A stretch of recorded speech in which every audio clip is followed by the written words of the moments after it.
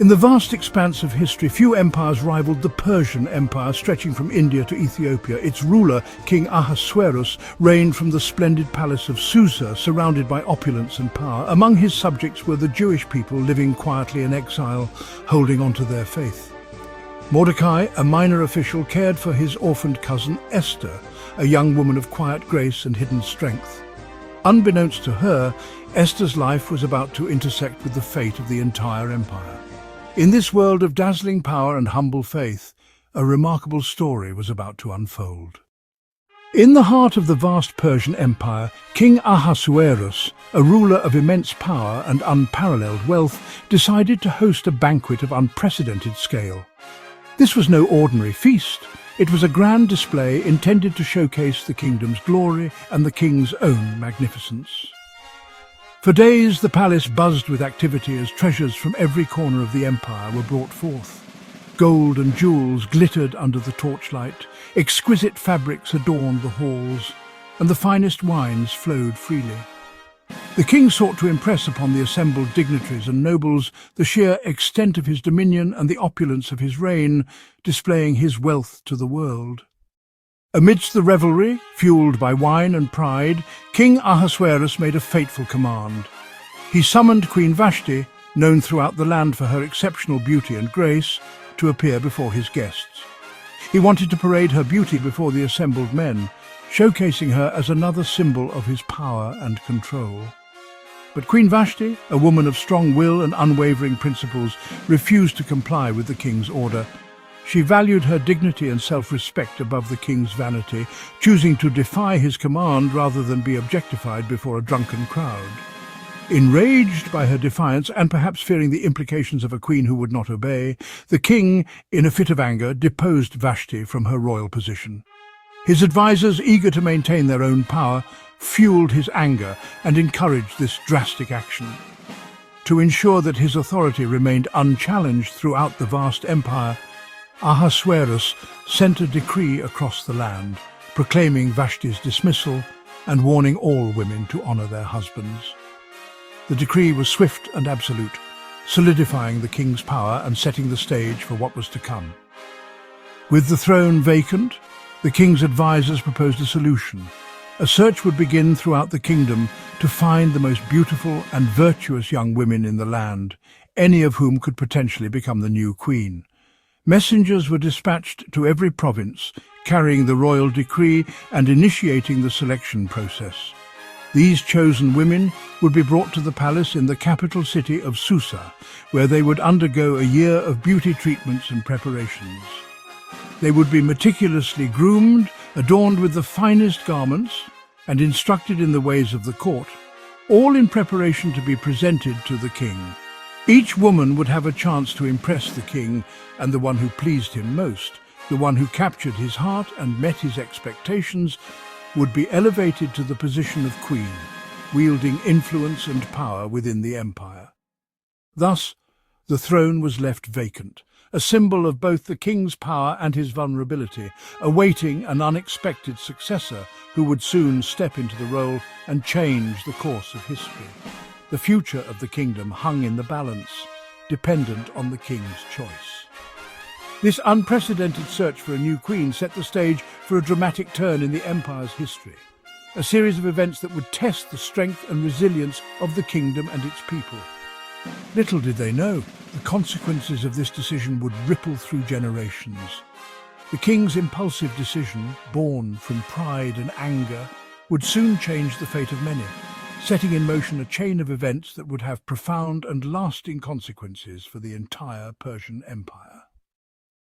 The stage was set, and the players were ready to take their places in this unfolding drama. Among those chosen was Esther, Mordecai's cousin, whose beauty and grace quickly won favor in the palace.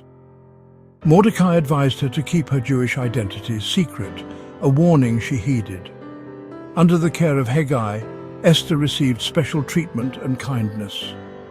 After months of preparation, Esther met the king, taking only what Hegai suggested. The king was captivated by her humility and spirit, crowning her queen. A grand feast celebrated Esther's rise, but she kept her true heritage hidden. Even as queen, Esther remained humble and loyal to Mordecai's guidance. Her new life at court was just beginning, with destiny waiting in the shadows. While Esther settled into her role as queen, Mordecai uncovered a plot to assassinate the king. He informed Esther, who warned the king, saving his life. The event was recorded in the royal chronicles. Soon after, the king promoted Haman, commanding all to bow before him. Mordecai refused, honoring his faith above royal decree. Haman's pride turned to fury at Mordecai's defiance. The officials questioned Mordecai, but he stood firm, explaining his Jewish faith. Haman's anger grew into obsession, setting him on a path of vengeance. Mordecai's loyalty and Haman's pride would soon collide, threatening more than just one man. The seeds of conflict were sown at the king's gate. The fate of an entire people now hung in the balance. Haman's rage expanded from Mordecai to all Jews in the empire. He cast lots to choose a day for their destruction and convinced the king with lies and a bribe. The king gave Haman his signet ring, granting him power to act. Decrees were sent across the empire. On the 13th of Adar, all Jews were to be annihilated. The city of Susa was thrown into confusion and fear. Haman and the king celebrated, but terror spread among the people. A dark day had been set in motion. News of the decree devastated the Jewish community. Mourning and despair swept the land. Mordecai donned sackcloth and ashes, grieving publicly at the king's gate. Esther, learning of his distress, sent a messenger to discover the cause. Mordecai urged her to plead with the king for her people's lives. Esther hesitated, knowing the risk. Approaching the king uninvited meant death unless he showed mercy. Mordecai's reply was resolute. "Who knows but that you have come to your royal position for such a time as this?" Esther realized her calling and the weight of her choice. The moment for courage had arrived. Inspired, Esther asked Mordecai to gather the Jews for 3 days of fasting. She and her attendants would do the same, preparing for her dangerous approach to the king. "If I perish, I perish," she declared, accepting her fate. On the 3rd day, Esther entered the king's court unbidden. The king welcomed her, extending the golden scepter and offering to grant her request. Esther invited the king and Haman to a banquet, delaying her true plea. At the banquet, she invited them to a second feast, building suspense. Haman, meanwhile, plotted Mordecai's death, constructing a gallows. The stage was set for a dramatic confrontation. Esther's wisdom and patience would soon be tested. That night, the king, unable to find solace in sleep, tossed and turned in his royal bed. The weight of his kingdom, the recent unsettling events, and a nagging sense of unease kept him wide awake. He felt a growing need to understand the intricacies of his realm and the loyalty of those who served him. He decided to review the royal chronicles, those meticulously kept records of the kingdom's history, its triumphs and its tribulations.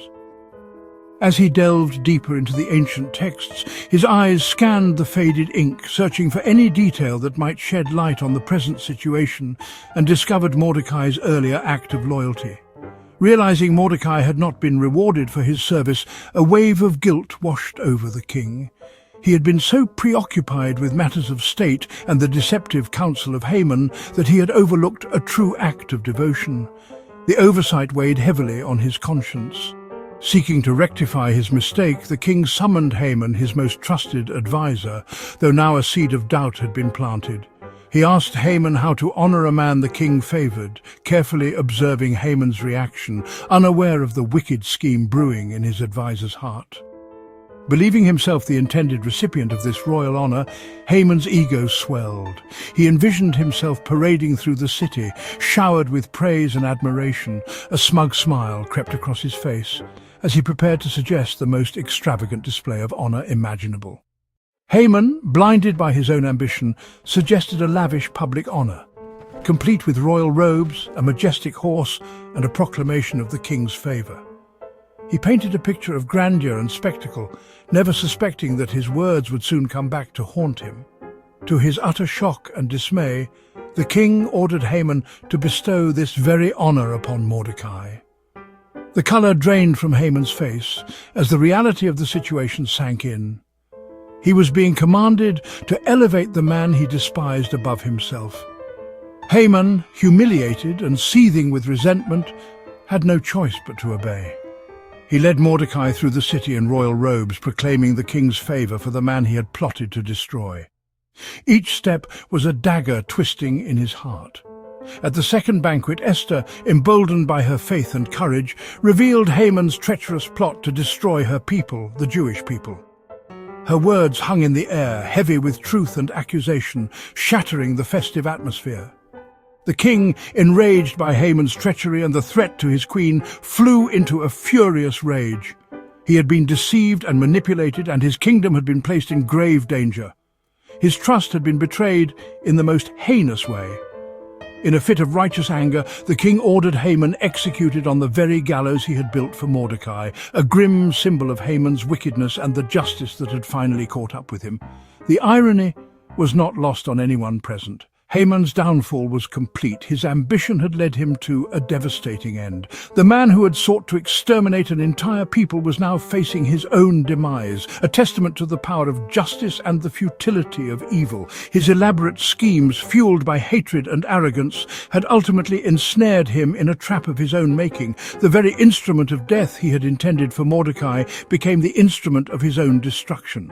Esther and Mordecai's unwavering courage, their faith in the face of adversity, had turned the tide of fate. They had stood against evil and emerged victorious, their bravery inspiring hope and resilience in the hearts of their people. The fate of the Jewish people, once hanging precariously in the balance, now rested on a new royal decree, one that would ensure their safety and security and reverse the devastating consequences of Haman's wicked plot. The pen was in the king's hand, ready to rewrite history. With the wicked Haman finally brought to justice, his sinister plot foiled, a palpable sense of relief washed over the Jewish people. The shadow of annihilation that had loomed so large began to recede, replaced by a fragile hope. But the decree for their destruction still stood, an unyielding threat hanging over their heads. Esther, knowing the gravity of the situation and the immense responsibility on her shoulders, knew she had to act swiftly. With unwavering determination and a heart full of compassion, Esther pleaded before the king, not just for her own life, but for the salvation of her people, her voice filled with urgency and desperation. Moved by Esther's bravery and sincerity, and finally understanding the depth of Haman's treachery, the king sought to rectify the injustice. He couldn't revoke the original decree, as Persian law was immutable, but he could empower Esther and Mordecai to take action. The king granted them the authority to write a new decree, one that would counteract Haman's evil plan and give the Jewish people a fighting chance. This new decree was revolutionary, allowing the Jews throughout the vast Persian Empire to defend themselves against any who sought to harm them. It was a declaration of their right to exist, to protect their families and their communities.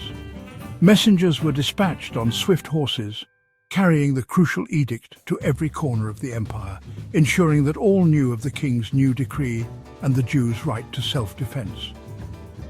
As the news spread, a wave of hope surged through the Jewish communities. The fear that had gripped them for so long began to dissipate, transforming fear into hope and despair into anticipation.